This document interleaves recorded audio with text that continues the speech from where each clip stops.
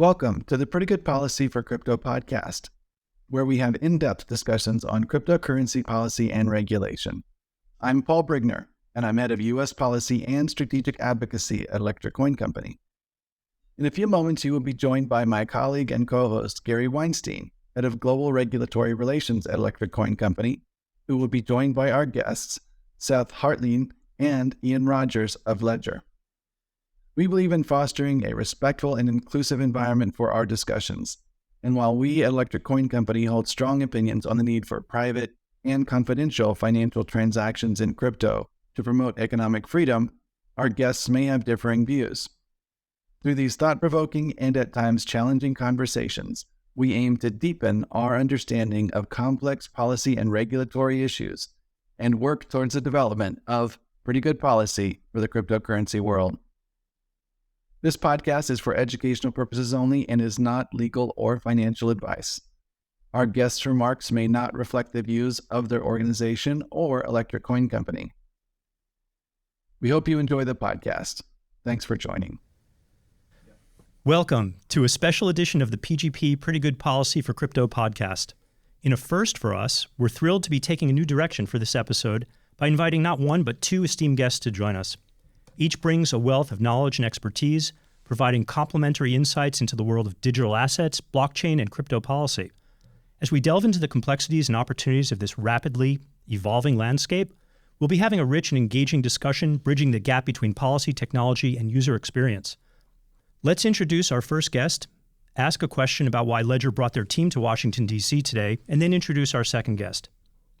We are excited to welcome the first of our distinguished guests, Seth Hartline, the Global Head of Policy at Ledger, a trailblazer in the world of digital asset security and blockchain applications. Seth's deep expertise in blockchain policy and fintech regulation, combined with his strong leadership skills, has positioned him at the forefront of policy and regulatory dialogue concerning the burgeoning blockchain and cryptocurrency space. Ledger, founded in 2014, is recognized for its unique technology, Blockchain Open Ledger Operating System, which is integrated into a secure chip for the Ledger Wallet line or a hardware security module for various enterprise solutions. It is the first, and to date, the only player in the market to provide this technology. Ledger's mission to secure a disruptive class of crypto assets has led to its rapid growth, boasting a team of over 800 employees across offices in Paris, New York, Singapore, Zurich, and elsewhere. Seth embarked on his journey at Ledger in January 2022 and has since spearheaded the development of the company's global public policy strategy.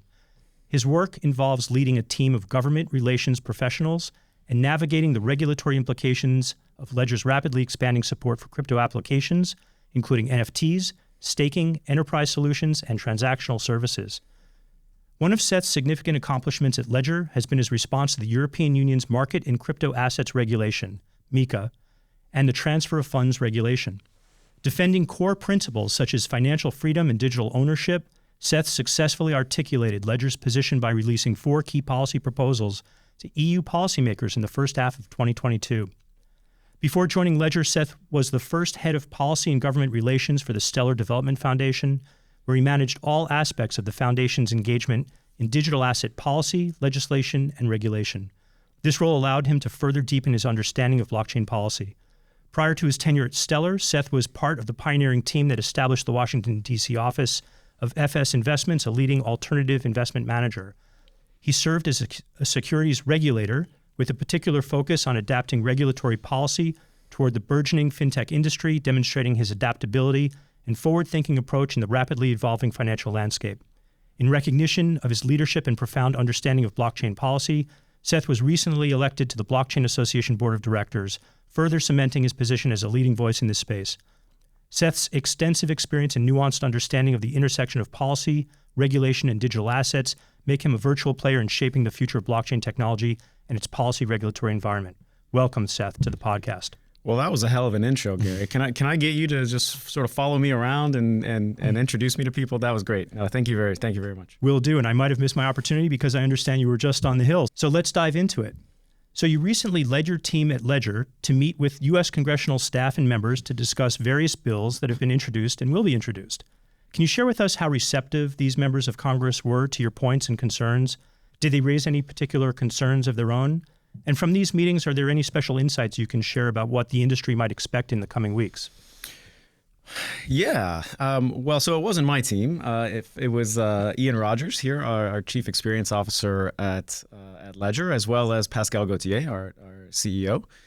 And I have to say, it has a tremendous addition being able to have them speak directly to policymakers. And I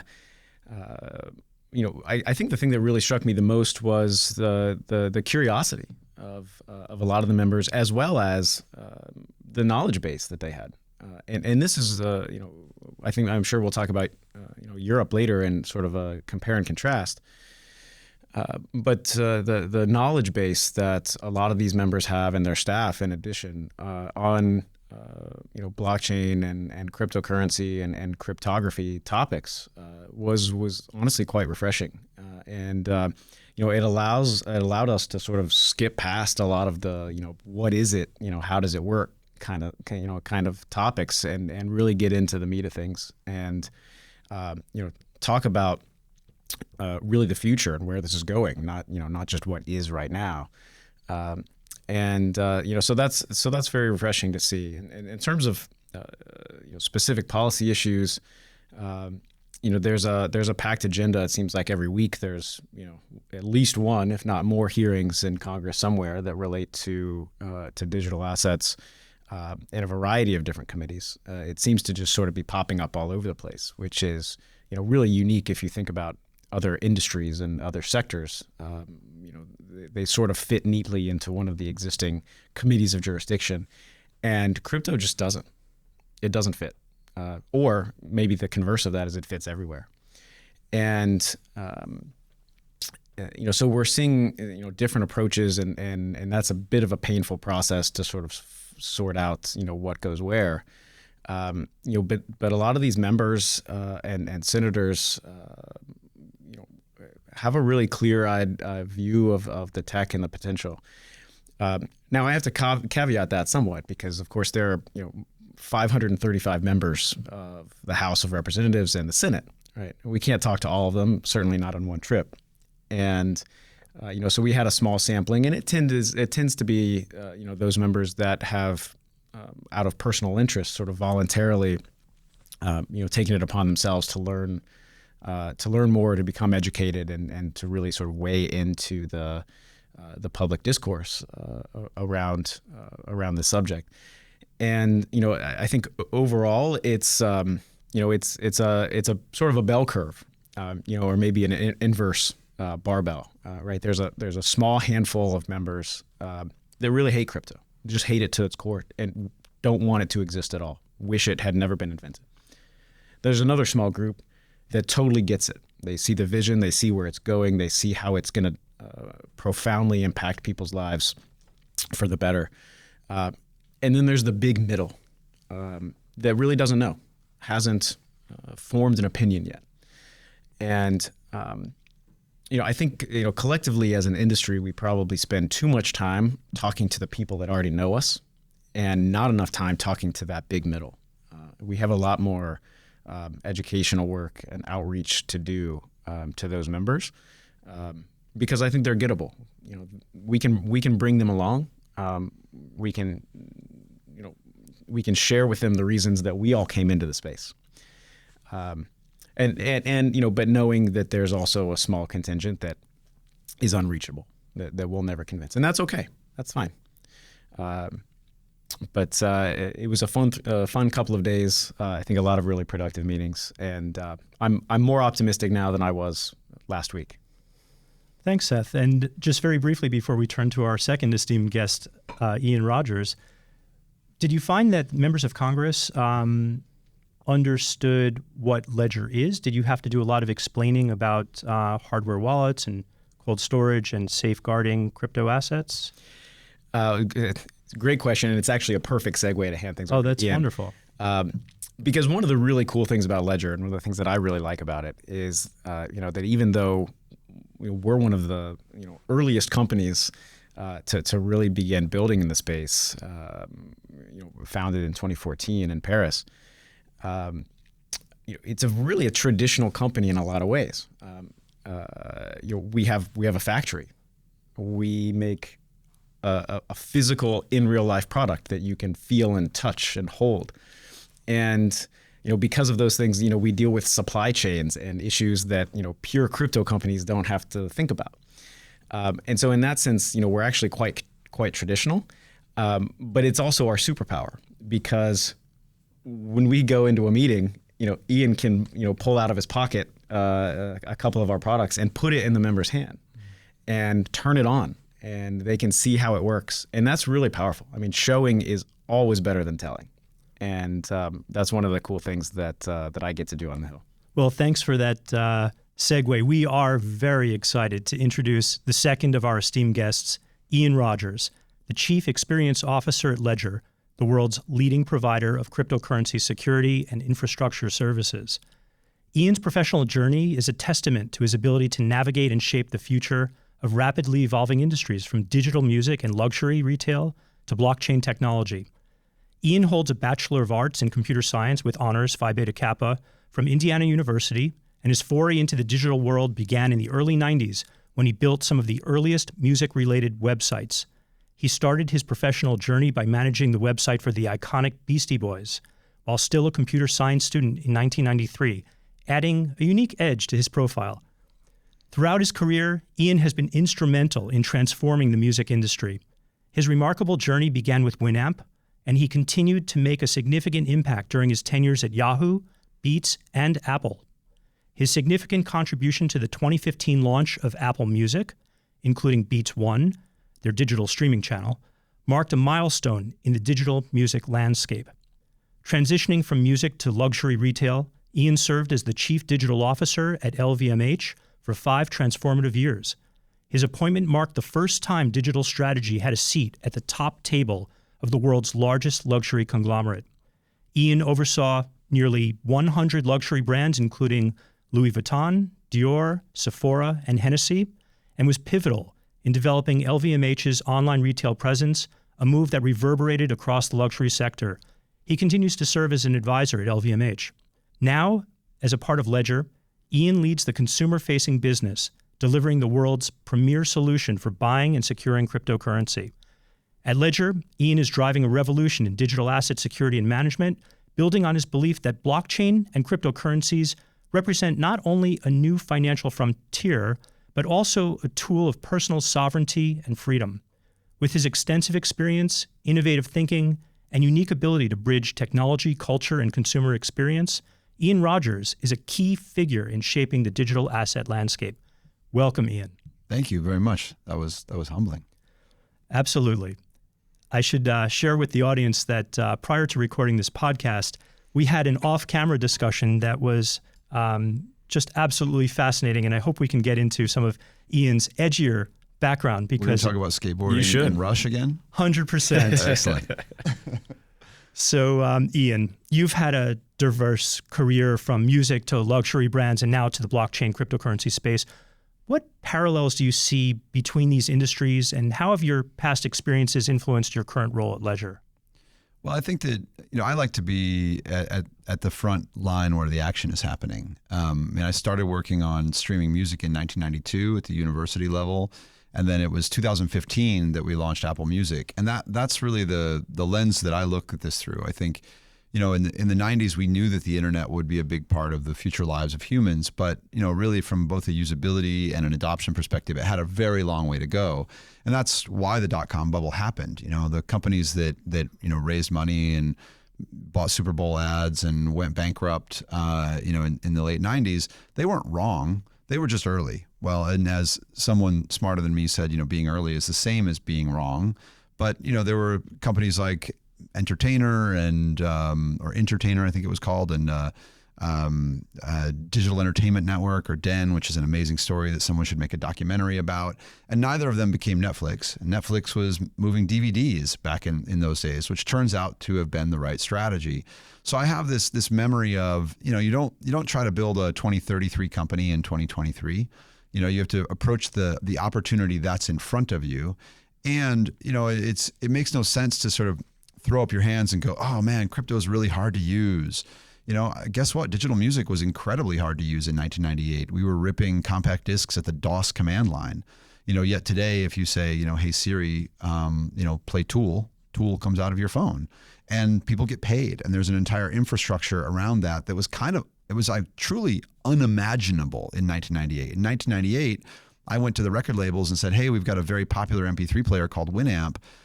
They want your music in MP3 format. Could I license some MP3s from you? And they said, first, what's an MP3? To your point about educating people on the Hill. And then they said, secondly, absolutely fuck no, that will never happen. We're going to sell compact discs forever, right? So it doesn't, none of the barriers that stand in front of us with crypto worry me at all. Because I remember when the internet I remember when you didn't say, go to my website, you said, there's this thing called the internet. And if you get a computer and a modem and an ISP and a web browser, then you can very slowly download this stupid website that's ugly that I made until your roommate picks up the phone and knocks you off the internet, right? I mean, that's not a very compelling value proposition, but so many of us saw this promise, of what that is. I mean, we dreamed, one day we'd have OnlyFans. No, just kidding. But that's actually the point, is that you go from kind of something that's infrastructure, or, and then, applications after application after application get built on top of it. So for me, I also think that the internet that we've ended up with is not the one that we dreamed of in the 90s, actually. In the 90s, we believed in free software, as in open source, not in free beer, but freedom. We I had a company in 2001. My friend Rob Lord and I, when we left AOL after the Nullsoft Winamp acquisition by AOL, we left AOL and started a new company called MediaCode. And the point of MediaCode was a loosely coupled value chain, where you could kind of wrap media in rights and then sort of sell them in a free market kind of way. Well, we thought that, perhaps, SOAP XML web services was the platform to do that on, but obviously we were wrong. Like we needed the kind of digital ownership and sovereignty that blockchains provide to achieve that original vision. So for me, I would say I always say that anyone who ever made a zine with a Sharpie and a photocopier understood the internet the day they saw it, right? Like if what you loved was, FM radio and newspapers, then the internet made no sense to you. But if what you knew was VHS skateboard videos and, hand distributed zines, then you understood the internet day one. But I also think if you were one of these people that had a dream of a free internet that really allowed, for this efficiency between global, players, then you kind of understood, the power of blockchain the moment you saw it as well.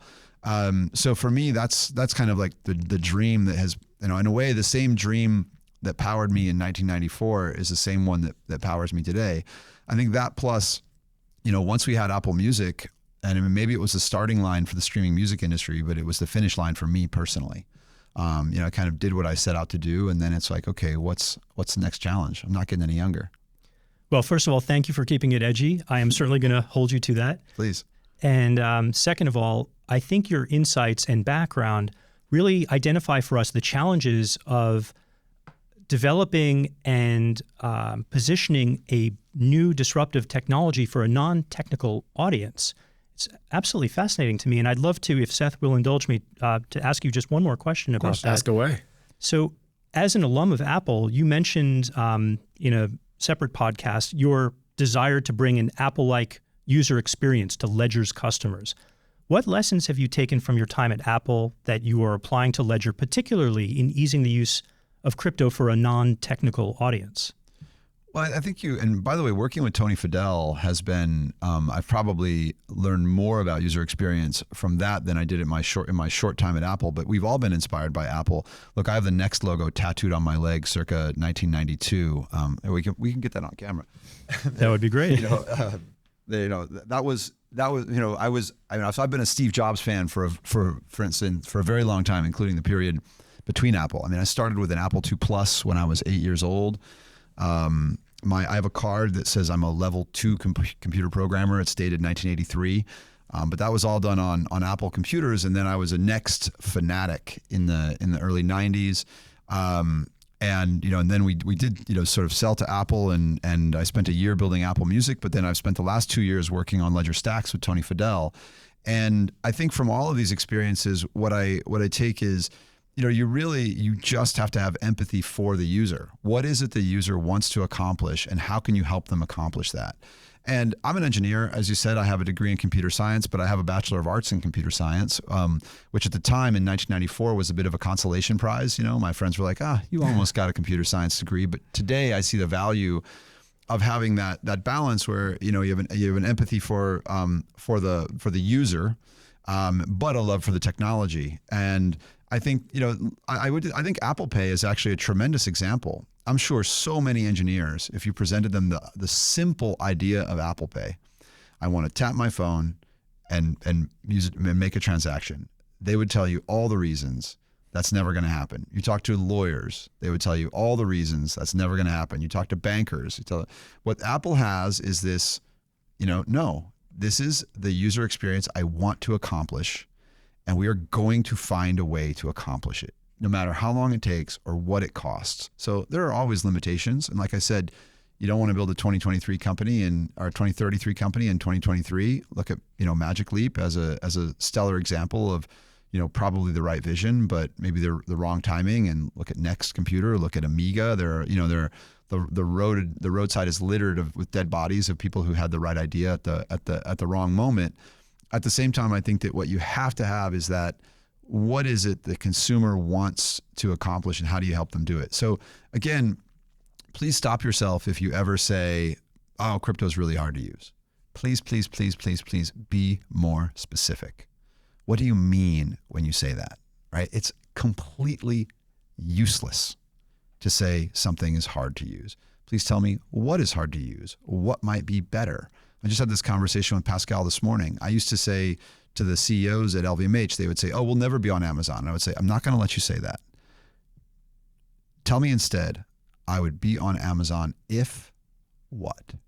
By the way, all the stuff that we do is just typing for the most part, right? It's not rocket science. It's step 1, step 2, step 3, step 4. So we can get there. Whatever the dream is, we can get there. So, throwing up your hands and saying, it's so hard to use, it's pointless. Also, by the way, it's not like Web 2 is so easy to use. A day doesn't go by. I mean, I woke up this morning to a text from my wife saying, can you please look at this Google Doc? I can't figure out how to change the size of these cells, right? I mean, and that's just today's example. It's like, why am I getting these pop-ups? Why did my keychain get deleted? Whatever. Now, like, try to open a bank account. Like, tell me that's easy. That's ease of use. I mean, come on. So we just get used, as Chairman McHenry was saying this morning, we just get accustomed to these inconveniences and we live with them. But, I think what a company like Apple does is they find them and they eradicate them. And they also understand the changing of human behavior. I'm sure also that many of us would have said, well, why would someone tap their phone when they can just tap their card, right? But how useful is it to be able to leave your house without your credit cards and just your phone and tap your phone? So there are, you have to have this insight into, into human behavior. And also, I think another mistake that people make is they only want to, why does anyone need that? Well, tell me what LVMH sells that anyone needs. Okay. They do a great business, right? So you can do a great business selling things that are, desirable, but not necessary. And that's what people don't understand. I mean, when the iPhone was released, people said, great thing for rich people, but everyone will never have an iPhone. The order of magnitude by which they were wrong is astounding. It's, more than 6.5 billion smartphones on the planet today. And in fact, it's the wealthy who can afford, in a way, to put their phone down, right? If you are driving DoorDash or Deliveroo or whatever, you need your phone in a way that I don't need it, right? I can get my job done on my laptop. So these things, absolutely, change over time, but we have to do the work. So the last thing I'll say is that, so for me, identifying what are the actual, usability problems in crypto, for me, there's two very simple ones. One is onboarding. Onboarding is extremely difficult. So we've made that a lot better. First with the Nano, now with Ledger Stacks, it's a next level easy. I can set up this Nano in 60 seconds, whether it's from an existing seed phrase or setting up a new one. And also we've just announced a seed phrase backup and recovery product called Ledger Recover, which is part of that. Like, okay, we're taking seriously, what are the usability challenges? Onboarding is a major usability challenge. How do we make that easier so that, my sister and maybe ultimately my mom, could come into this space? The second thing is connectivity. So connectivity to wallet connected apps. I think it's incredibly important. I don't like to use the term Web3 because I think it's both meaningless and incorrect. Web3 is not incremental to Web 2. Web 2 was a revolution of information, and Web 3 is a revolution of value. And those are distinct revolutions. And also it's just meaningless, but saying wallet connected app is actually really meaningful. That means that I can, with my sovereign login, connect and identify myself. And so that connectivity is actually incredibly important. And it's what a disaster that is, to do. I mean, I'm struggling with it myself, with my own product every day. We have a Slack channel called Dog Fooding at Ledger, and I'm very active in that channel because I'm trying to work with wallet connected apps in a meaningful way every single day. And that connectivity is really difficult. That's why we launched Ledger Extension, is to try to deal with that directly. It's why we have, integrations with whether it's Coinbase Wallet or Trust Wallet or MetaMask or on and on and on and on to try to make that connectivity easier. But I think, to me, that's what we want to do is we want to bring this ease of use without ever compromising security or self-custody. That's the mistake that people make is they go for ease of use, but they compromise on security, self-custody, or both, and that always ends in disaster. You might be the very best person we could possibly have on this podcast to talk about the evolution of the customer experience. And I think sticking with the theme of evolution, I'd like to turn to Seth and ask you, Seth, drawing from your experience at Ledger and your expertise in blockchain policy, how do you think the crypto space has evolved over the years in relation to policy making, particularly in the U.S.? I don't think I would frame it that way at all. I think I would flip it. It's not that the technology has evolved in relation to policy. It's the reverse of that. The technology grows and develops because people try new things, right? Innovators and entrepreneurs and computer scientists and people trying to solve real problems, and they're doing this all over the world. Right. They're not just doing it in Silicon Valley or some of these places. I mean, one of the powerful aspects of this technology is it makes the barriers to entry relatively low for software engineers and developers to start tinkering, start building something. And it's a bit of a sort of a Cambrian explosion of work that's being done because so much of this is open source and permissionless. And it's built, intentionally without those types of, sort of corporate barriers that create walled gardens. And, so the technology will grow where it grows, right? People are trying to solve problems. Some will work, some won't. That's really how it's supposed to be. The software engineer in Jakarta is not worried about U.S. crypto policy. Couldn't be farther from his mind. And so it's not at all that the technology has responded to the policy. It's quite the opposite. And in that sense, there's a bit of an impossible task of the institutions of government that create rules and regulations and laws can never keep up with that software developer in Jakarta. That makes sense to me. And let's push on that a little bit. I think, and I'd like to explore that theme of influence and who is influencing who.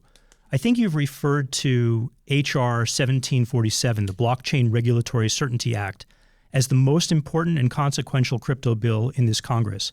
Could you expand on why you believe this bill is so critical for the crypto industry, particularly for non-custodial service providers? Yeah, absolutely. That's a super important bill, and I really hope it gets through. So just a quick sort of recap of what that bill does. If I could boil it down, it says that a participant in a blockchain network cannot be defined as a money transmitter or money services business unless they custody customer funds or assets, or are involved in the transmission and receipt of customer funds. Right. So it's a very simple proposition, and one that is really, that's actually sort of the current state of the law. But we've seen a number of attempts and proposals to change that, to sort of subtly or in some cases sneakily expand the scope of what it means to be a money services business, to include things, and I do mean things, like physical objects, that are involved in sort of the network infrastructure of blockchain protocols, and try to treat them as a financial intermediary. Someone that is acting as a custodian or a transmitter, holding other people's value, and therefore introducing counterparty risk that probably does deserve or warrant some level of regulation. But servers are not businesses.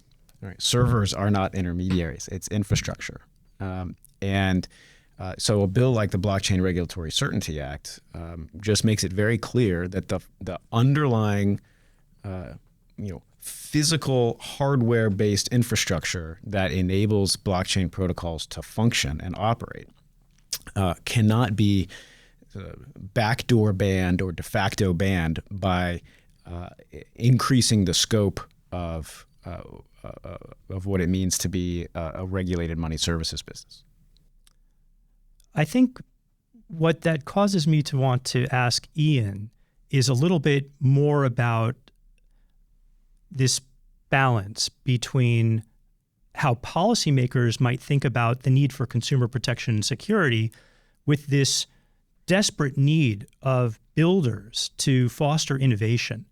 And Ian, in your last response, you talked a little bit about sovereignty. I'd like to explore that a little bit more. I think you have stated elsewhere that crypto is about empowering people and giving them their digital lives back. How should we think about personal sovereignty in the blockchain space? Well, for me, it is creating this digital stuff, right? It's a layer of abstraction in a way that allows you to have digital ownership, and that to me seems very, very, very basic. And the more I think about it, the more basic it comes to me. That's why I say digital stuff, and I don't even say digital value, because value now sounds like we're getting into a conversation about what has value and this value versus that value. But the reality is that it might be valueless. The value may be emotional. The value may be a memory. But what we haven't had up to this point, and another way to look at it is, if you don't have blockchain, then what do you have? Then all of your digital identity, exhaust, everything belongs to some set of centralized parties, right? And we've lived through that. I mean, I took photos on the Beastie Boys tour in 1995 that I wish I still had. I don't know where they are. I wish they had been on a blockchain that will outlive human beings, and I could still have access to them. If they were sort of memorialized in that way, then I would still have them. Instead, they were on some service provider. I used to have a website, fistfulofyen.com. It went on the service provider ISP went out of business. I managed to pay someone to get enough back out of the Wayback Machine to kind of reconstruct my blog and create me an archive. But that was just an example for me of where giving over to this third party, you ultimately lose. And where's your MySpace account? What about your Flickr photos? Where we know we've seen this movie before. We know what happens here, and now we're in this place where we're like, oh, hey, Apple, can you help me with that? Can you store my credit cards for me? Can you store my photos for me? Can you store my passwords for me? Can you, it's like, how much power do we want to give to these centralized people? And will my kids have access to my iCloud account 30 years from now? Doubt it. If history is any guide, doubt it. So, how can we, not just go, okay, well, let's take ownership, but actually sort of build a platform for ownership, which is really what we have access to now. I think, now if everyone wants to talk about artificial intelligence, and then to me, these are two sides of the same coin. Artificial intelligence delivers digital abundance, and blockchains deliver digital scarcity. And you can do so much with that.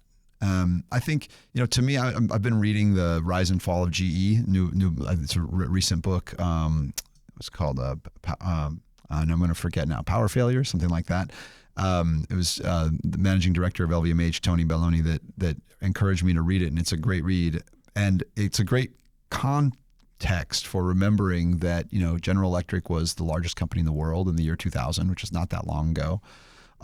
Jack Welch was the greatest CEO in history at that point, and he made his day on plastic, which was a material for building that didn't exist 100 years ago, right? And once it did exist, it's hard to imagine living without it. We're surrounded by all kinds of plastics now. And I think that just as it's, and maybe plastic is the wrong analogy because people have some sort of negative connotation on plastic, but just think of it as in a pure, like, materials you can build with sense, right? Here you have this material that we have built so much with. If we look around us, we're literally surrounded by it, and it didn't exist 100 years ago. There was a time before steel. And so yes, there's a time before we had this digital construct to build things with.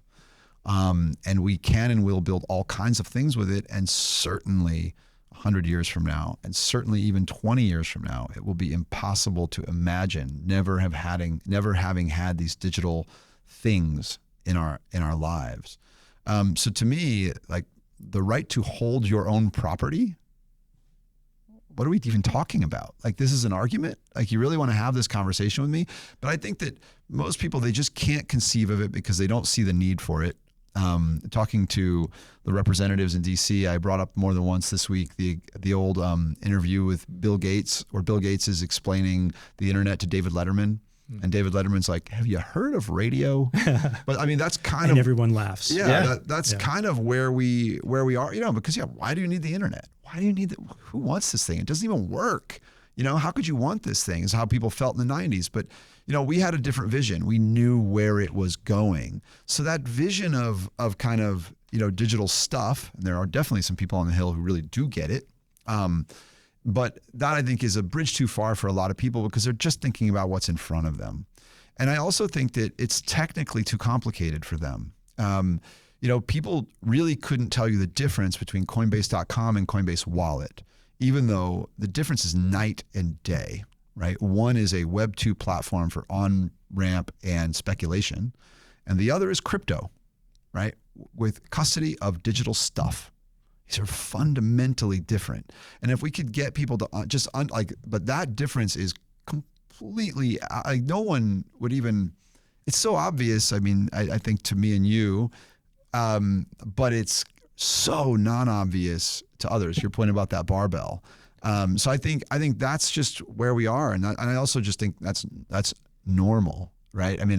I was just telling this story last night of, when the music industry, literally said, we do not care if streaming music exists. And today, streaming music is 100% of their business, right? And, I as you mentioned earlier, I'm still consulting for LVMH. I'm on the board at Dr. Martens.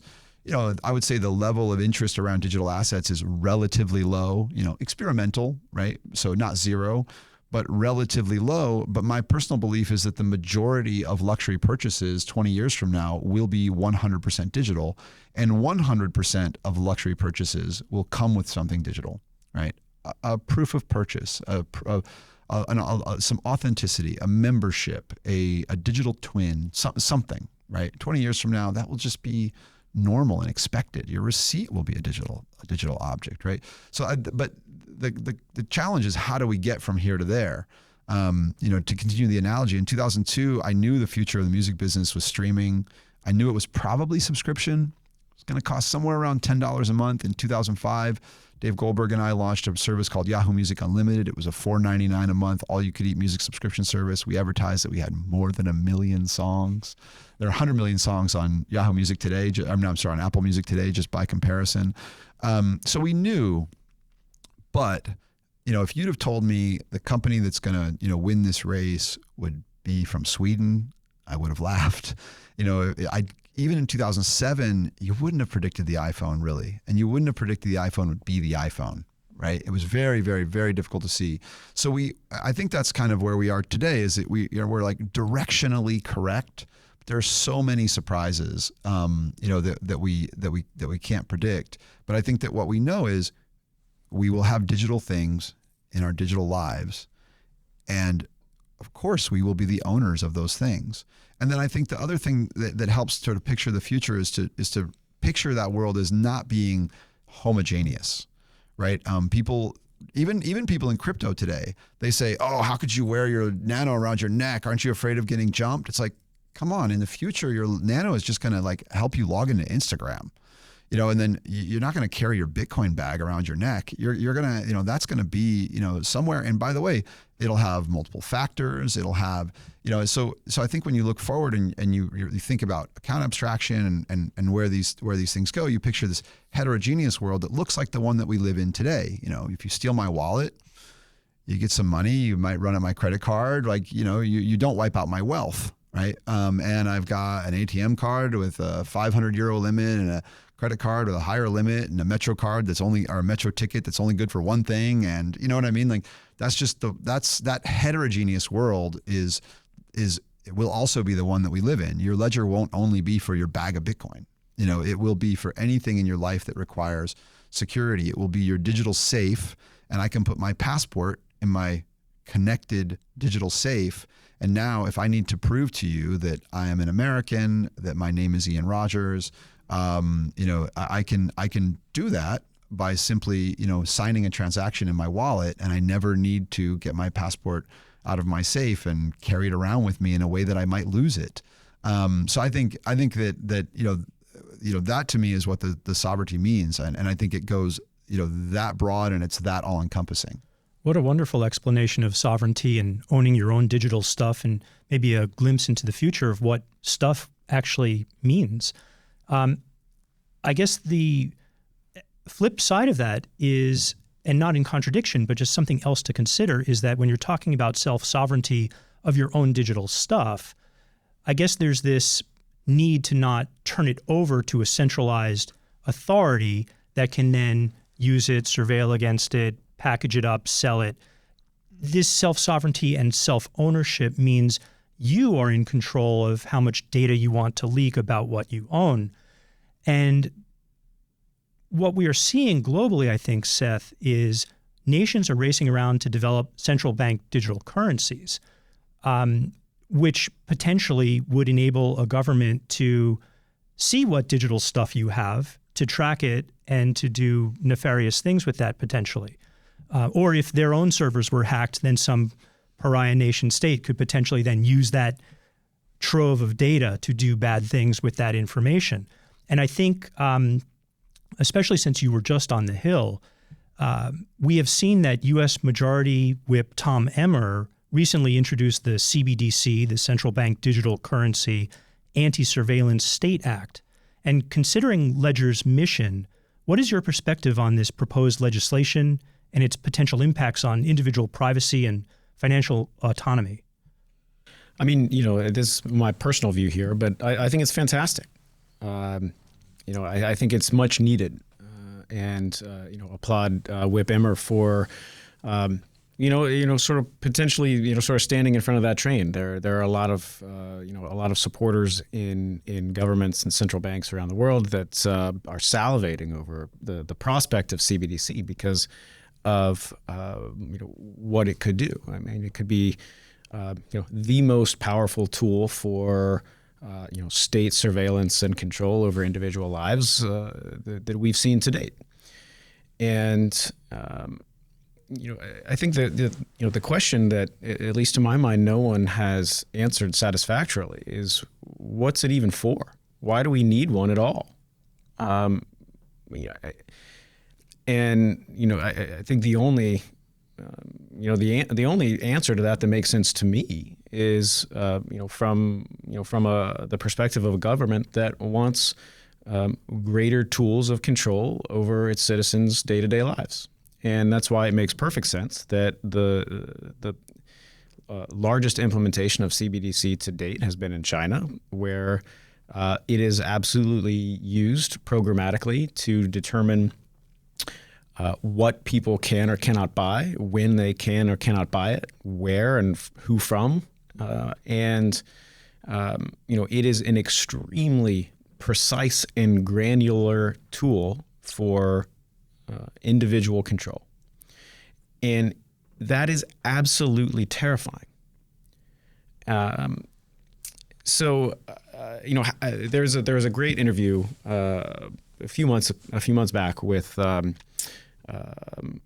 Fed Governor Neel Kashkari, where he probably more articulately than I just did laid out that proposition, and in which he concluded by saying, I understand why China would want a CBDC. I don't understand why the United States would want one. And I wholeheartedly concur with that. But interestingly, I was in Brussels last week, talking with a number of EU officials, and the Digital Euro project at the ECB is charging ahead, perhaps gathering speed, in fact. And they were all very interested, to hear what my thoughts were on America's view, the U.S. government's view toward CBDC. And then I sort of explained that it had become somewhat unpopular among the population, among citizens, and so much so that it's starting to become, unfortunately, I think, a partisan issue where if you're a Republican, you're more likely to oppose CBDC, and if you're a Democrat, you're more likely to support it. And I said, sort of concluded by saying, therefore, it does not appear likely to me that the U.S. will seriously pursue a CBDC anytime soon for political reasons. And I watched them all sort of deflate. They were let Brussels. The European officials were let down by the fact that the U.S. my opinion was that the U.S. would not seriously pursue a CBDC. And that to me was the most curious part. Like, why would they have an interest in that? Why would they care? I still don't know. But I think it's if it's something that if it doesn't scare you, it should. Yeah, and I mean, let's just talk about, you touched on it a bit, security for a second. I mean, we're a security company. The reality is, without decentralization, you don't have security, right? And like I said earlier, if you're not using decentralized, permissionless blockchains. I mean, if the revolution is not permissionless, there is no revolution, right? If not self-custody, why crypto? These are fundamental beliefs by me and I think, by Ledger broadly, but that becomes really out of practicality, because if you don't have decentralization, you can't have security, right? The Chinese police were just hacked, right? If it's centralized, it's a honeypot. And someone will get into it. So I think we were encouraging everyone on the Hill this week to read Nicole Perlroth's book. This is How They Tell Me the World Ends. If any of your listeners have not yet read This Is How They Tell Me the World Ends, I think it's a great place to start. It's not about crypto at all. It's simply about security. And the practicality of centralized security, which is zero. Well, right? And what was the anecdote from the book? The one for me? Yeah. Well, I mean, to me, I always tell friends, I'm like, it's about the fact that your local water treatment plant runs on Windows 95, and that should concern you, right? I say that because it's something so trivial that you've never thought of, but it's probably true, and it probably should concern you, and it shows you sort of how fragile our infrastructure is today. But then with respect to Whip Emmer, it was incredible to talk to him about this, because he's someone who thinks deeply about the future of humanity, and therefore cares a lot about decentralization.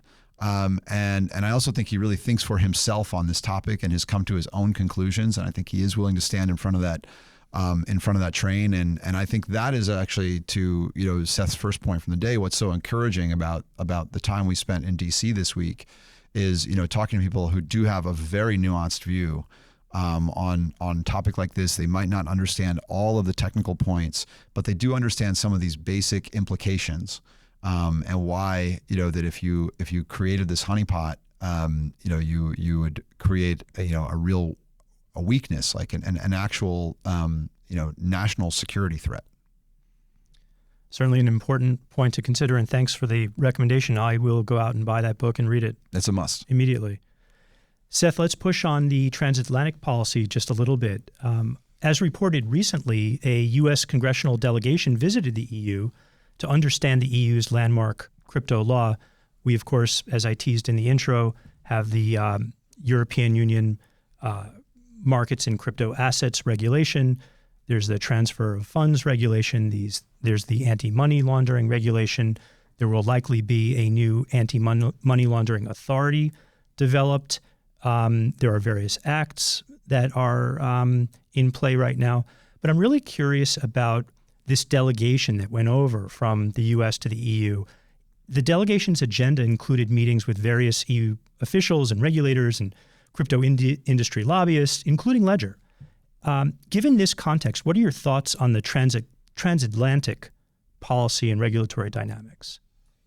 Well, the delegation is a interesting one, in that the genesis of it, I think, points to sort of an often overlooked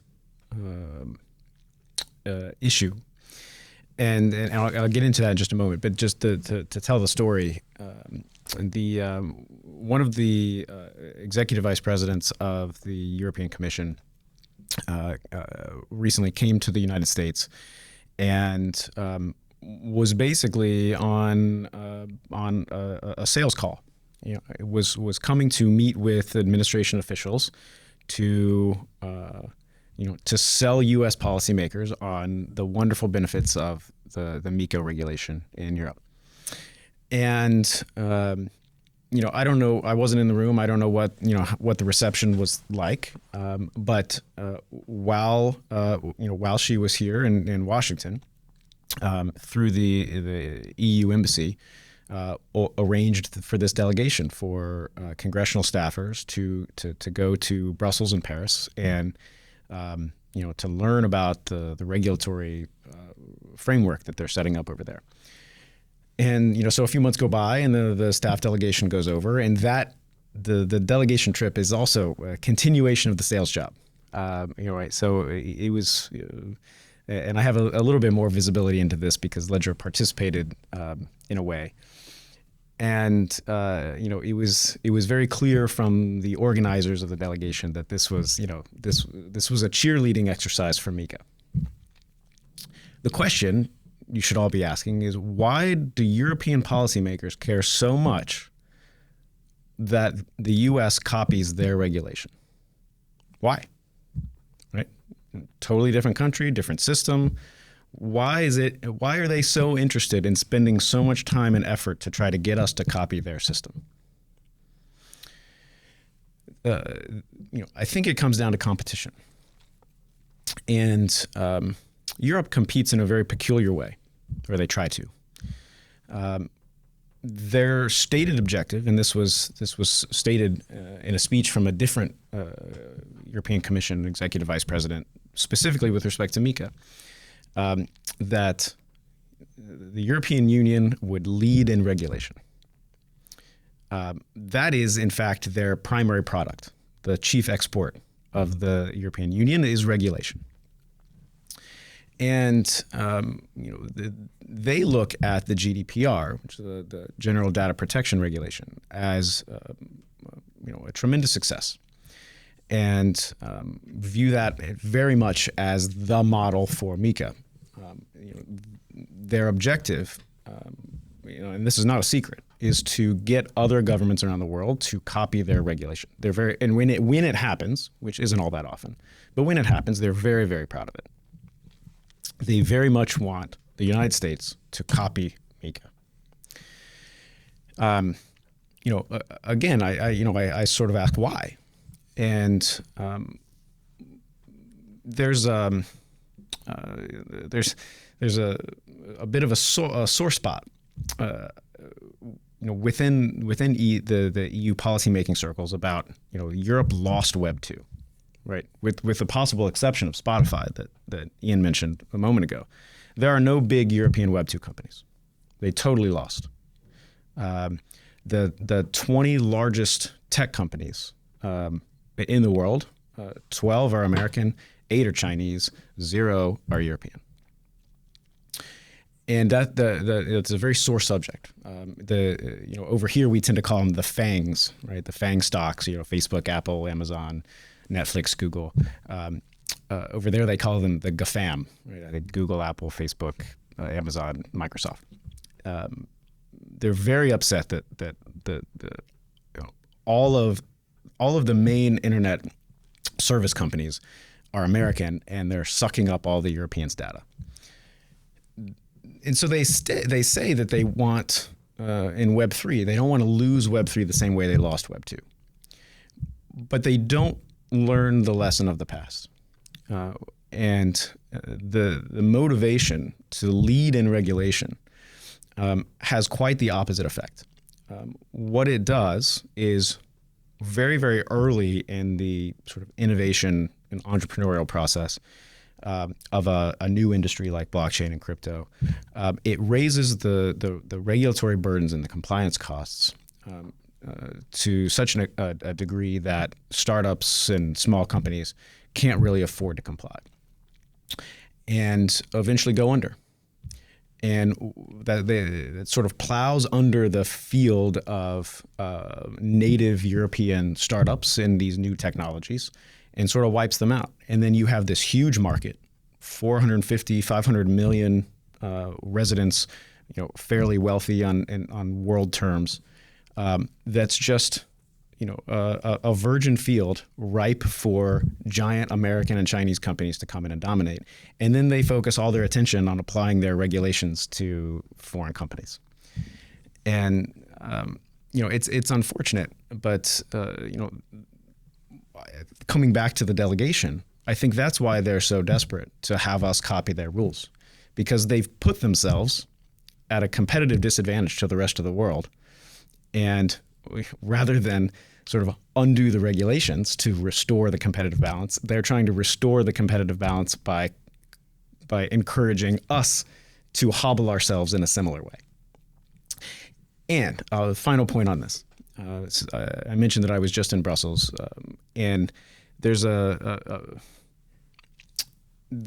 looking across the Atlantic at what's happening in the U.S. right now with respect to crypto regulation, and they hear the complaints of American companies that are sort of feeling the heat of the recent administration shift of approach and attitude and policy toward crypto companies.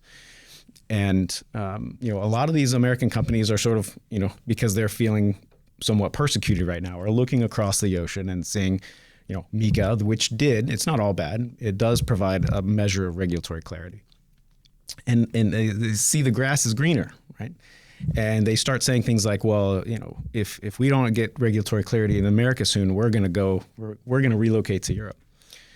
And that's exactly what they want to hear. That makes them so happy over there. And they think they've won, except the law isn't changing here. Nothing is moving through Congress. I don't think any significant regulatory packages will make it out of this Congress. And the administration approach can change as easily as it changed the last time. That's temporary. Laws are permanent.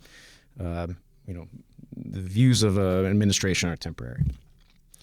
And once that resolves, the competitive landscape between U.S.-based crypto companies and European-based crypto companies are going to be vastly different, because in that time, there's a French baked good called millefeuille.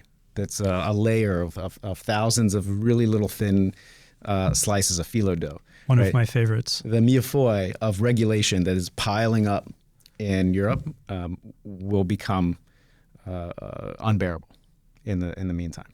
Yeah. Well, thank you for that comparison analysis and even sort of projecting into how U.S. policymakers and regulators should probably think about what is occurring overseas, but not rushing to mimic or copycat, especially since the legal frameworks of the various regions and countries are different. First Amendment, for example, or Fourth Amendment, which does not exist in the EU. So certainly very specific policy and regulation will have to be tailored to how companies are advancing innovation in the United States, distinct from how it's being done elsewhere. And turning to Ian, as Chief Experience Officer, working so closely with Pascal Gauthier, the Chief Executive Officer, as I hear you talk, I could almost envision you as Chief Visionary Officer, Chief Historical Officer. You have your finger on the pulse of the evolution and the revolution of this industry. And what I'd like to understand a little bit more about is, as blockchain technology becomes more integrated into mainstream industries, how do you see the evolution or even revolution of the industry advancing to accommodate new use cases such as tokenized assets, digital identities, and data ownership? Well, I mean, I think actually, I really should give credit to Pascal and the rest of the team at Ledger. I think on some level, I'm chief storyteller here, and I'm like the sponge that soaks in. You know, in the last thing I said, there was, a direct quote from our CTO, Charles Guillemet. So I'm just that sponge that soaks these things up, synthesize them, and then you squeeze the sponge, and something comes out. I think, and is your question about how do companies generally come to integrate blockchain into all that they do, and existing companies such as, say, Salesforce, which is doing exactly that, or? Let me be more specific. So I should probably disclose to the audience that one of my first real observations of what was happening in this exciting space was attending Ledger Open last summer, where I got a chance to meet Seth. I got a chance to meet Pascal Gauthier. I had a chance to meet others. Oh, my pleasure. I still wear my Ledger pin proudly. I didn't wear it today, I apologize, but I do wear it occasionally. Thank you. And of course, I met Ariel. The team there is simply the most dynamic, competent, visionary team that I've seen. And at Ledger Open, there was a panel that was particularly enthralling. And it was a panel on blockchain technology and digital music. We had the lead singer of Linkin Park speak quite eloquently about the future of music on the blockchain. So when I ask about how mainstream industries might accommodate or pull in blockchain technology to advance their own strategic initiatives, I'd love to hear from a visionary like you how that might occur and what we might see in the future in terms of that grand merging of traditional and this new disruptive technology we call blockchain. Well, I think that it really will be all-encompassing, just like the internet has been, right? I think there were many people in 2000 that said, oh, I'll never have an email address and the internet will never affect my business, just the same way the music business said we're going to sell compact discs forever. But of course, that is completely false, right? And I think that similarly, we're talking about digital things and in digital lives, and that will affect pretty much every industry. I also think though that, like in every evolution, there will be winners and losers, right? Again, reading the GE book, shows me how history can turn. I was at AOL when there was an AOL Time Warner merger, so you end up having new giants. I think that dynamic will be quite different because of the architecture. We're talking about a revolution of value, which I think is different than a revolution of information. So you'll have a different set of winners. But I think, I mentioned Salesforce a moment ago. It's a great example. I mean, I think just look at how marketing itself will be disrupted, right? What do we do today in the act of marketing? You make content, you pay a channel to distribute your content so that you can reach an audience. In the future, a brand like Dr. Martens, where I'm on the board, will know who its audience is, if its audience would like to be known. And that's not by giving you an email address or giving you a follow on Instagram. It'll be by holding a proof of purchase and having an inbox, which is connected to your wallet, which will allow you to easily be reached. Salesforce is investing in kind of WRM, wallet relationship management, which I think can be much better than what we have today because it can be permissioned. I can say, yes, I really do want to hear from Art Blocks, and no, I really don't want to hear from that other person who has my email address. And I can also validate, yes, that is signed by the person that I believe it is signed by. So I think we have better tools for things like that. Now, you mentioned music. I get asked about this a lot because of the time I spent in the music business, and I struggle with it a bit because I think fundamentally music is information. And we've already lived through a revolution of information. Information wants to be free, as we said, and it is free now. So what we really pay for is services around music at this point. But also, I think you can imagine, I think Bandcamp is an incredible example. I love Bandcamp. I competed with Bandcamp when I had a company called Topspin, but they won, I lost, and I just think it's a great thing for artists and fans. And what you do on Bandcamp, if I tell you it's a Bandcamp page, then you know that you can listen to the songs for free. You can buy the CD for $15. You can buy the digital album for $10. You can maybe buy vinyl for $30. And if they simply added, a digital collectible to that page, there are many bands for whom I would do that, because why do I buy vinyl? And I want to support the artist. I kind of want the artifact. In many cases, I'd rather have that artifact in my digital life. Actually, my wife tells me there's too much vinyl in the living room, which is objectively true. So I think that I think that there are these use cases in music, and they might be that simple. I think though that there's something bigger. I was lucky enough to have this conversation with Bernard Arnault recently, and I said, look, I think that Drake, Louis Vuitton, Damien Hirst, and Beeple are all in the same business. They're in the business of attention generation and value capture. And this is something I took from Derek Edward Schloss, who wrote a great piece on this. And I did an interview on the Ledger podcast where I talked to Derek about this, but I'm completely convinced. And I did get a nod from this on Bernard Arnault as kind of a way to frame the business. Now, what's interesting about that is Louis Vuitton's method of value capture is actually much more efficient than Drake. And you can prove that. Number of customers at Louis Vuitton over number of revenue, number of Drake fans over over amount of revenue. But it's also just kind of easy to see. Spotify is a very inefficient way to earn money. I think that's fair to say. And even touring, where you can earn significant revenue, wow, that's like 230 nights of your life on the road and a lot of mouths to feed and heavy production costs, et cetera. I'd also argue, though, that Beeple's method of value capture is much more efficient than Louis Vuitton's. Again, put amount of revenue, put number of customers over amount of revenue. I'd say that's some measure of efficiency, and I think you can prove that is true. But all of those players are in the business of attention creation and value capture. And having loved, music is my first love. I started collecting records when I was 5 years old.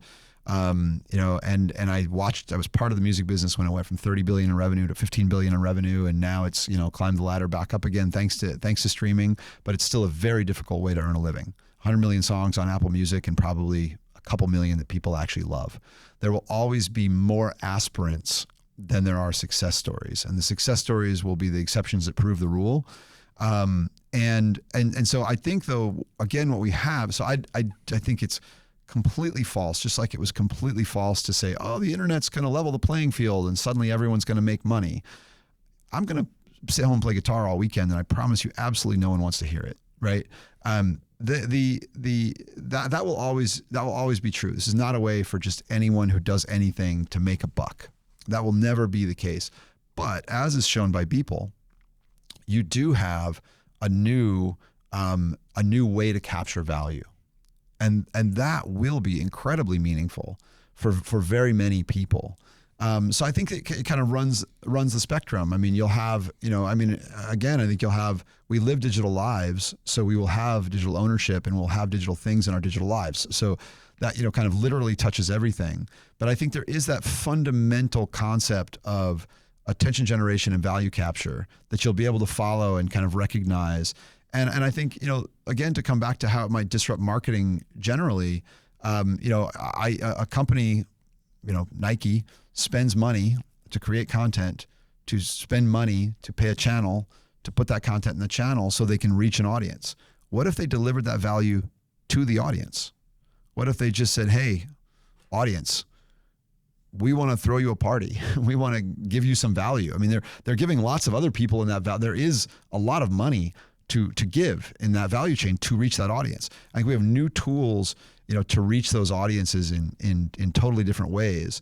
And I think it's just like the internet. We thought the internet was going to be a new way to discover music and experience music. I wasn't sitting around in 1998 going, one day Donald Trump will be president. Right. I think that's the same thing today. We have all of these kind of dreams about what we think blockchain is. And I think 25 years from now, I'll be sitting here going, holy shit, can you believe it led to that? I didn't see that one coming. Yeah, I didn't see that one coming. Wow. It's one of the things that, excites me about it as well. Well, Seth, I think what we're hearing from Ian is the freedom to innovate, perhaps even in disruptive ways, is really critical. It's critical to advancing society, to advancing new ways of doing things, new ways of thinking about digital ownership, sovereignty. And in the EU, coming back to the EU Data Act that I mentioned earlier, I think you had a tweet recently where you expressed some concerns over a particular Article 30, which mandates a kill switch for smart contracts. Can you elaborate on why this might be problematic for permissionless systems and what potential negative consequences you foresee? Yes, I will. But first I want to sort of speak to the first point that you made about disruption and innovation. Great. I think it really, we have a concept, in the U.S., and I think that's one of the reasons that the U.S. economy remains so dynamic, compared to many places around the world. And it's that we don't shy away from, in some cases, maybe we even encourage creative destruction. Even if it's sort of painful while you're going through it, Americans celebrate the winners on the other side. And it's just all it is an attitude toward risk. If you look back to the founding of this country and the pioneers and the industrialists and all of the different sort of phases of the country's growth and economic development, there's always been this appreciation for risk takers. Innovation is just risk taking, right? It's experimentation. Most experiments fail. But we don't punish those failures. We learn from them, and some percentage of those experiments will be unimaginable successes. We see those. We have examples of those all over the place. SpaceX,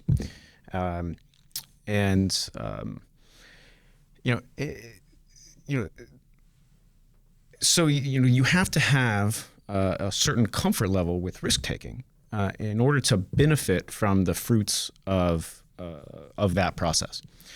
And disruption is good, right? Change is inevitable, I think most of the people trying to experiment and build are doing so because they want to improve something or fix a problem or make the world better in some way. And that's how society advances. I think in Europe, in contrast, there's a different view toward risk, and it's probably historical and cultural, and there could be a lot of reasons for it. But the immediate reaction is to mitigate risk, to close it off. And it's well meaning, it's well intended, right? The goal is to protect people from harm, because risk does have a cost. I think I would argue that the benefits outweigh the cost, but there is a cost. And so the reaction is just, the difference in sort of regulatory treatment toward disruptive and innovative technologies is solely one of risk appetite. And so the European approach is to regulate quickly, regulate completely, regulate early, in order to prevent or eliminate or mitigate as much risk as possible. That approach itself has a cost, and the cost is sort of foregone innovations, foregone improvements, because what regulation is a requirement that everyone do a certain thing the same way. It is by definition the opposite of innovation and experimentation, which necessitates people trying to do the thing other ways. Right. And so, when you force that conformity on something that's not really developed yet or mature, like, the internet in the 90s, or, the streaming music business in the early aughts, or blockchain now, the conformity closes off opportunity. And, I think that's the fundamental difference between the approaches. And whereas the Europeans attempt to anticipate all possible risks and deal with them before they happen, the American approach, which again is one that's much more tolerant of risk, is to sit back, say sort of first do no harm, and wait and see what develops, and then fix the problems that do occur. All right, so it's reactive versus Europe's proactive, and that's where we are today, right now in crypto. My personal view is that one approach is superior, but we have a live experiment, so we'll see how it plays out. I think there are other people that would take the other side of it. Can I just say, like, this? I love this. I mean, I was born in Indiana. I moved to California after college. Almost 8 years ago, I moved to Paris, and I got asked the question all the time. I was LVMH. I left Apple, went to LVMH. I got asked the question, what's it like to be the American to come into Paris? I would say, what? I did my 23andMe. You know what it says? I'm European. Go figure. Every one of us in this room is European, but you know what? We're the ones who left. You experience that even in California, right? Like, by the way, I'm the only person, actually my oldest daughter's mom as well, to move, from my high school class, to move from Indiana to California. We're the ones who left. And if you sort of reclassify us, you take this American and European thing off. And by the way, if you ever read this great book called The Gene, same author as The Emperor of All Maladies, there's a part in it where he talks about this gene that is predictive for irrational behavior. And the further you get from the cradle of civilization, the more predominant that gene is. It's fascinating. Right? So, I mean, it's completely predictable, because my ancestry, my mom did this work, and one of my ancestors was married to someone who came over on the Mayflower. Those people were fucking crazy risk takers, right? Yeah. Crazy. So it is somewhere in our genetics to be crazy risk takers. And the other people, the people that I meet every day in France, are the ones whose ancestors went, "Where are you going? You know what I'm gonna do tomorrow? Same thing I did yesterday." The wine's pretty good. Yeah, exactly. And by the way, and I think of this all the time, because people like, Tony Fadell and I moved from California to Paris. There is something going on with this, because, as Balaji says, we're moving from God to state to network. We are capable of living network lives now. So, and guess what? The Europeans are damn good at living. The wine is pretty good, right? And the great thing about Paris, it's really close to Italy, right? And so, so now we can live network lives and kind of, choose where we would like to live, where the lifestyle is good, where we can work hard, have good careers. And so to me, like all of these puzzle pieces fit together, and it is this kind of evolution, but it also means kind of a commingling, because we now live in this, the internet has made it so that we are global, right? Where somehow, someone who grew up in Russia is supposed to have the same sensitivity to African American culture that I have growing up in the U.S., right? Like those are the social mores that we put on now, because we live in this incredible, global world. And when it comes to a policy perspective, these things intersect. But this is where, again, the network state to me is a pretty accurate description of where culture is going, because wow, the fact that I'm American and, my wife is European, but not French. And like, this is all like this, the melting pot is global at this point. So good luck. And you good luck. You really see it in Ledger as well, right? I mean, Ledger is a French company.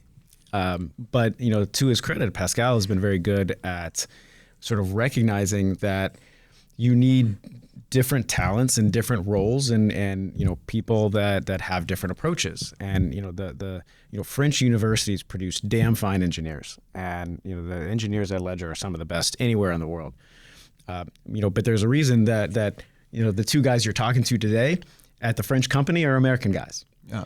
And by the way, I mean, I think Pascal is quite an unusual. It's why I was literally attracted to him the first moment I met him, because he was so different from all the other people that I'd met in France when I moved there to work for LVMH. And Pascal was also the COO of the only French company to ring the bell in NASDAQ in the last 20 years. Right. So he has a very global perspective, and, his stated goal when he was the first seed investor in Ledger, he became the president and ultimately the CEO, but he was interested in it because of the opportunity to build a global company. And crypto is fundamentally global. Ledger ships to 200 countries every single month. And, this sort of American only approach, or even any state only approach, but that's why we really see ourselves as a low beta on the whole space, because just fundamentally we believe that humans will have, there'll be more digital assets in their lives tomorrow than there were yesterday. Therefore, security will be a major issue, and that ultimately will, go from where we are today, having sold 6 million Ledger Nanos, to where the mobile phone is today, having sold 6.5 billion. There's and that I think is the thing to remember, is that in 2000, the internet will never scale, everyone will never have broadband. In 2008, smartphones are great for rich people, but everyone will never have a smartphone. Uber, it's great for rich people, but everyone will never use Uber, right? And I think the thing that is so astounding is not just that those things were wrong, but how wrong they were. And I think we're in exactly that same place. There will be digital value in the lives of people tomorrow. Security will be an issue. I knew the internet was the future in 2002. I had a cell phone in my pocket. That cell phone was terrible at the internet. I have a cell phone in my pocket today. That cell phone is terrible at protecting digital value. And the world tomorrow will be different. And the phone that I have in my pocket today will not be the phone I have in my pocket 5 years from now. And that's the evolutionary road that we're on. And to build on that, one more thing, sort of the inherently borderless nature of the technology and sort of the global nature of Ledger and our business in particular, it gives us a very different perspective on the conversation than the one that typically happens in Washington, D.C. and Brussels, Belgium, which is a decidedly, Western sort of rich country approach toward the technology. And it makes sense. That's not a criticism, just an observation. It makes sense because they're looking at the way that crypto is used in their countries, right?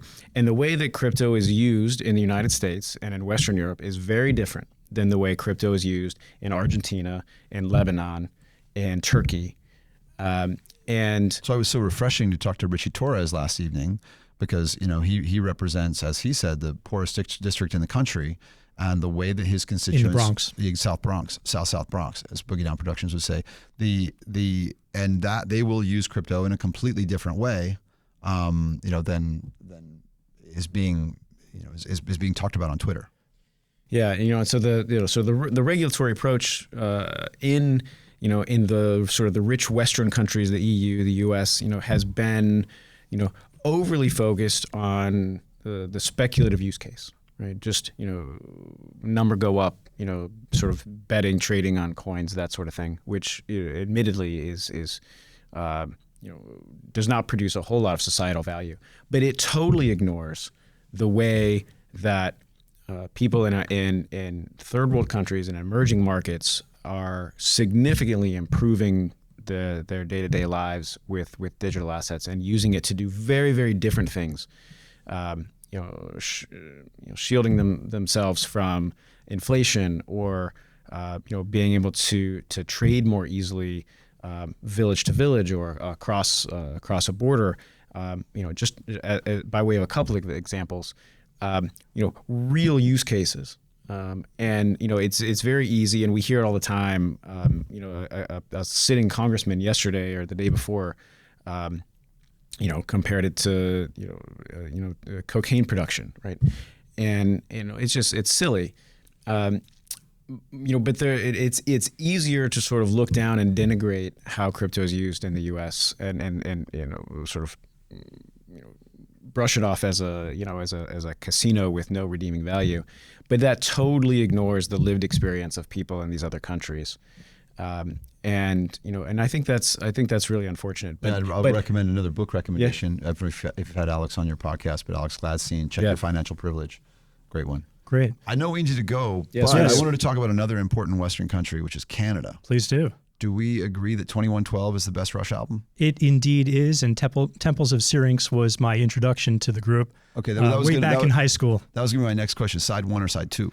Oh, well, I love side 1 because of its anthology and its the best jukebox denouement. song. It's the best denouement jukebox is song. fantastic. If you walk into a digital jukebox, just put on side 1 of 2112. You get a lot for your quarter. It's Indeed. a 30-minute song. Well, my co-host Paul Brigner and I wanted to break the mold a little bit here on the PGP Pretty Good Policy for Crypto podcast. Thank you for helping us to do that. This was an amazing discussion. I wish we could go on for a couple more hours. I know you're rushing back to the Hill right now, so thank you for making time for us.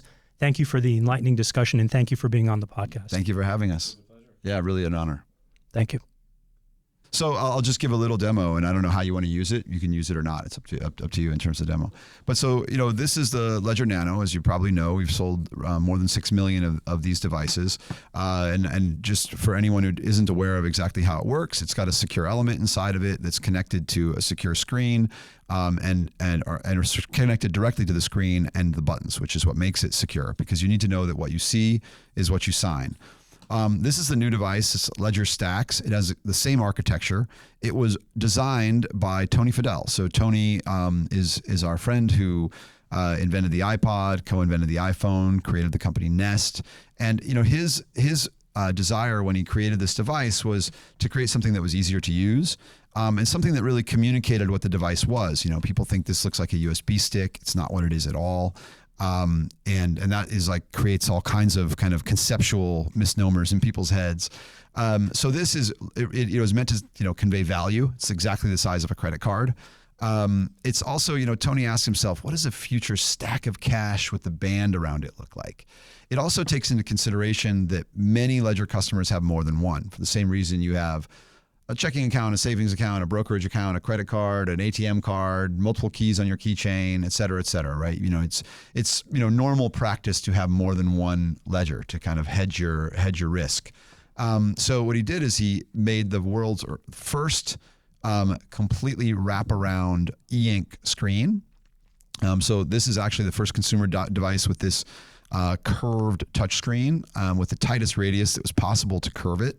And so what you see on the side here is actually part of the screen. When I turn it on, you can see that it's e-ink and works, like you would expect a Kindle to, but it's got this organic screen that wraps all the way around the edge.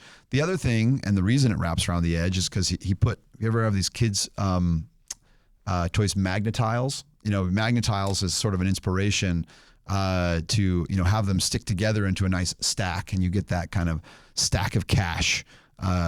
Feel out of your collection. Yet it's small enough, and the magnets give you a lot of. We've made these cool little folios, so it kind of magnets into the folio, and you get that nice. And there's a lot of great uses that we have coming for this with the magnets. So I think from my perspective, this is the iPod. Not only because Tony designed it, but because there were certainly MP3 players before the iPod, but the iPod was the first one where you might have started there. If you had one of the MP3 players before the iPod, which I had many, you probably had MP3s, and then you got one of the MP3 players, but the iPod was something where someone could say, this looks friendly enough. I'm going to start here. This is going to start my journey, and that's what we intended to develop with this device. So this is version 1. There will be a version 2, 3, 4, 5, and ultimately there will be an iPhone. But this is where we are today. Wonderful. Thanks. Thank you, guys. This was incredible.